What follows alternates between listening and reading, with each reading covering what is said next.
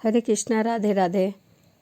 अभी आपने माघ मास की कथा अध्याय 26 में सुना कि किस प्रकार बंदर और सारस ने अपने कर्मों के अनुसार किस योनि में जन्म लिया।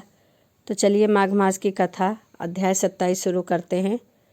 प्रेत कहने लगा कि हे पार्थिक, मैं इस समय तुम्हारे पास जो यह गंगा जल है उसे मांगता हूँ, क्योंकि मैंने इसका बहुत ही महात्म सुना है। मैंने इस पर्वत पर गंगा जल का बड़ा अद्भुत आश्चर्य देखा है, इसीलिए यह जल मांगता हूँ।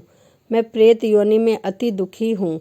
एक ब्राह्मण अनधिकारी को यज्ञ कराकर ब्राह राक्षस हो गया। वह हमारे साथ 8 वर्ष तक रहा। उसके पुत्र ने उसकी अस्थियों को इकट्ठा करके गंगा में विसर्जन करवा दिया। उसी समय वह राक्षसत्व त्याग कर सद्गति को प्राप्त हुआ। मैंने प्रत्यक्ष देखा है, इसलिए मैंने तुमसे प्रार्थना की है कि मैं पहले जन्म में तीर्थ स्थानों में बड़े बड़े दान लिए थे और उनका प्रायश्चित नहीं किया था। इसी समय 1000 वर्ष तक इस प्रेत योनि में रहा, जिसमें अन्न और जल भी मिलना दुर्लभ था और दुख पा रहा था। इस योनि में मुझको 1000 वर्ष बीत गए हैं। इस समय आप जल देकर मेरे प्राणों को जो कंठ तक आ गए हैं बचाओ।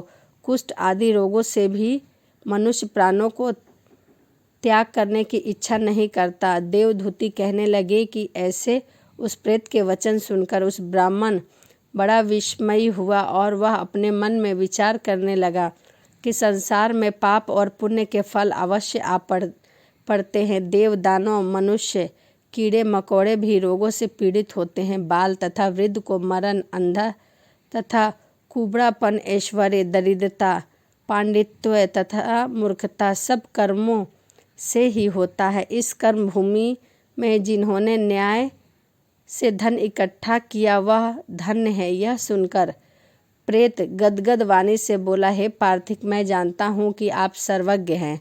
आप मुझको जीवन का आधार जल इस प्रकार दो जैसे मेघ चातक को देता है।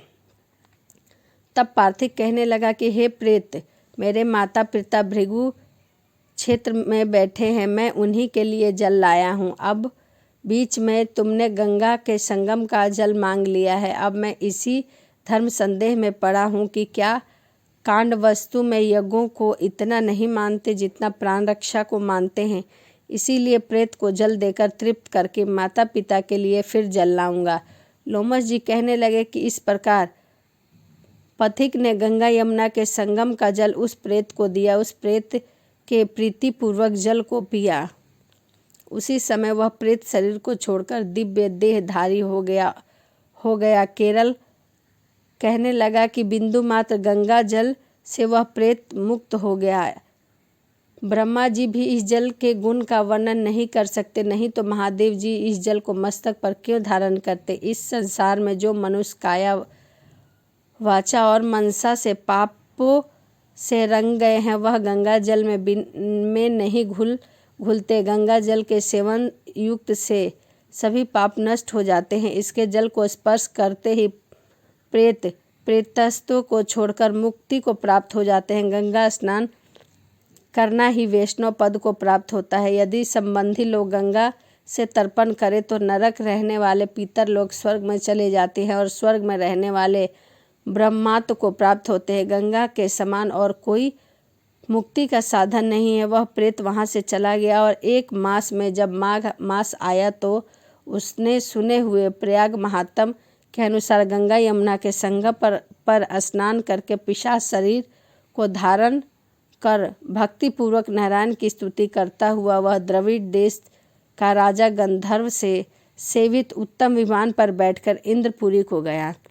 सो हे द्विज, यह पापों का जल्दी ही विनाश करता है। इसमें धर्म का ज्ञान होता है और पुण्य, यश तथा कीर्ति को बढ़ाने वाला है, ज्ञान तथा मोक्ष को देने वाला है। तुम भी सद्गति पाने के लिए प्रयागराज चलो। यहाँ ऐसा स्नान करो कि देवताओं को भी दुर्लभ होता है। वहाँ पर श्राप से पैदा हुआ पिशाचपन सब नाश को प्राप्त हो जाएगा। इस प्रकार लोमस जी के मुख से अमृतमय मधुर कथा को सुनकर मानो अमृत पीकर सब प्रसन्न और पाप रूपी समुद्र के पार हुए। उन्हीं के साथ सब लोगों ने दक्षिण दिशा में प्रस्थान किया।